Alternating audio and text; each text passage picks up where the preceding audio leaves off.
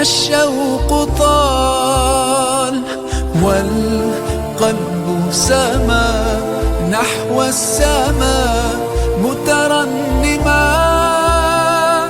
لا تنقضي أنت للروح دواء. رمضان رمضان رمضان يا حبيب رمضان. الحمد لله وحده، والصلاة والسلام على من لا نبي بعده، وعلى آله وصحبه ومن تبع سعده. أما بعد، السلام عليكم ورحمة الله تعالى وبركاته. لو قيل لك أن هناك خزنة قد ملئت جواهر وكنوزا، وهاك 10 مفاتيح، واحد من هذه المفاتيح فقط هو الذي سيفتح لك الخزنة، هل كنت ستفكر أن تأخذ مفتاحا واحدا من تلك المفاتيح وتلقي بالبقية، أم أنك ستأخذ كل تلك المفاتيح وتجربها حتى تحصل على تلك الثروة الهائلة؟ لا شك أن قرار أي عاقل هو أنه سيختار الخيار الثاني. إذا كان الأمر كذلك، فما أبعدك عن هذا الخيار في هذه الليالي العشر التي اقتصرت لك أعمارا في طاعة الله بليلة واحدة. ليلة القدر هي منحة ربانية حب الله سبحانه وتعالى بها أمة محمد عن بقية الأمم إفضالا منه وإنعاما.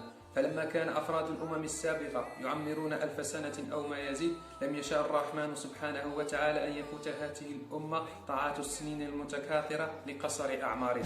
ليلة القدر هي فرصة ليست كبقية الفرص، فدع عنك تحري الأقوال واجتهد في هذه العشر الأواخر من هذا الشهر الفضيل، ولا تبع الشك باليقين، فإن الله ما أخفاها إلا ليرى اجتهادك وعبوديتك بين يديه سبحانه وتعالى. يقول ابن حجر رحمة الله عليه نقلا عن ابن المنير: إذا علم أن فائدة الإيهام لهذه الساعة، يعني لساعة الجمعة ولليلة القدر، بعث الداعي على الإكثار من الصلاة والدعاء، فلو بين لاتكل الناس على ذلك وتركوا ما عداها، فالعجب بعد ذلك ممن يجتهد في طلبها. فاقصد إلى مطلوب الله منك ودع عنك التفاصيل تنجح وتربح.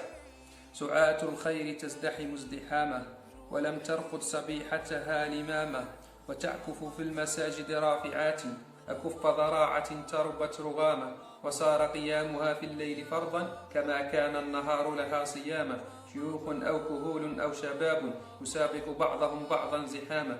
ليالي العشر من رمضان كنز، وأفلح من يفوز بها اغتناما.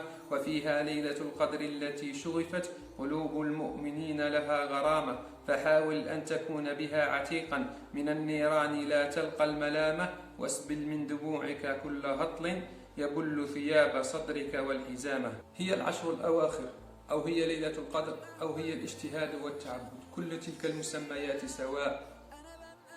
هي العشر الأواخر فاقتحمها، ولا تركن إلى الفرش الوثير، فشد لها المآزر واغتنمها، فإن الفوز في الشوط الأخير. نسأل الله أن ينفعنا بما علمنا وأن يزيدنا علما، وصلى اللهم على نبينا محمد وعلى آله وصحبه وسلم.